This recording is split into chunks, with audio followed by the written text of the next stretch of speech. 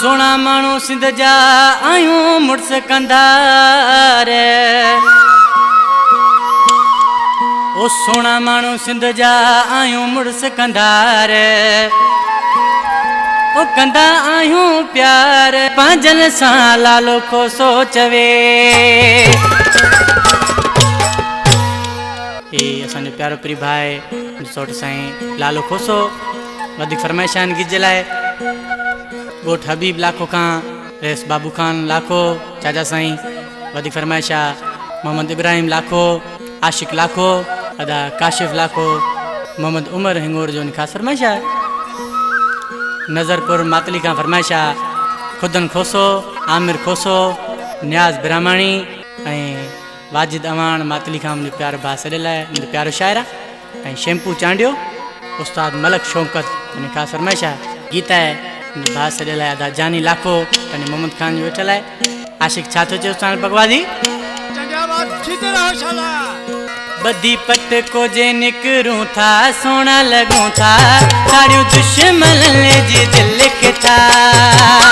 बदी पट को जे निकरूं था सोना लगूं था साड़ियों दुश्मन जी दिल के था। सदा साण कुआरी आहे जेको हणंदो जाड़ी आहे तंहिंखे किराए अॻिते वधूं था सोना लगूं था साड़ियों दुश्मन जी दिल के था।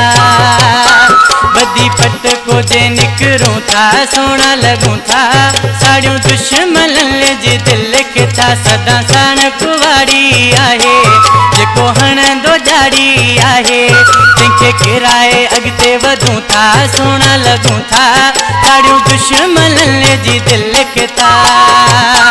बदी पट को जे निकरूं था सोना लगूं था साड़ियों दुश्मन जी दिल के था।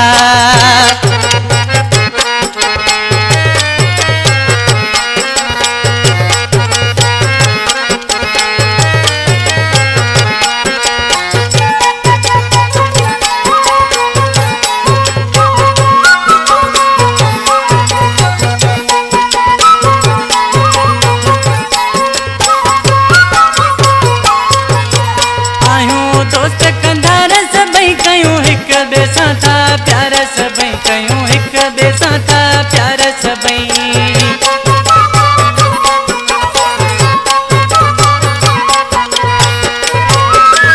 आहियूं दोस्त कंधार सभई कयूं हिक ॿिए सां था प्यार सभई कयूं हिक ॿिए सां था प्यार सभई आहे जॾहिं जोड़ हलूं था सोना लगूं था साड़ियूं दुश्मन जी दिल के था।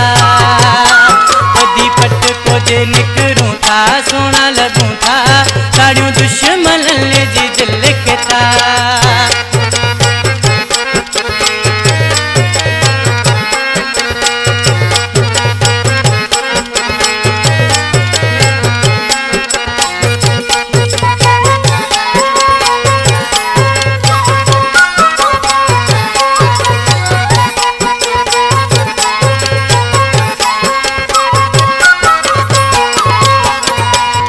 मुखालिफ अॻियां ईंदो आहे बर्फ़ वांगे हू ठरी वेंदो आहे बर्फ़ वांगे हू ठरी वेंदो आहे।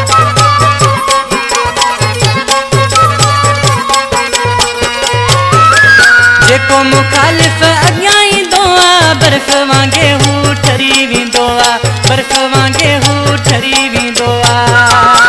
हर हिक ते हावी रहूं था सोना लगूं था साड़ियों दुश्मन जी दिल के था। बदी पट को जे निकरूं था सोना लगूं था साड़ियों दुश्मन जी दिल के था।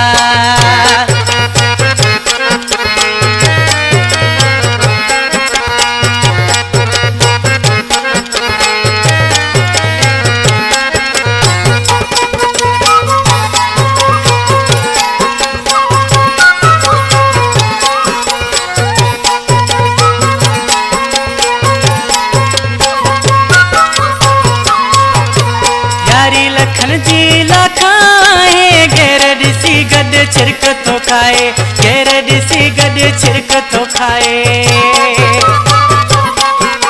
जियो जानी लाखा जियो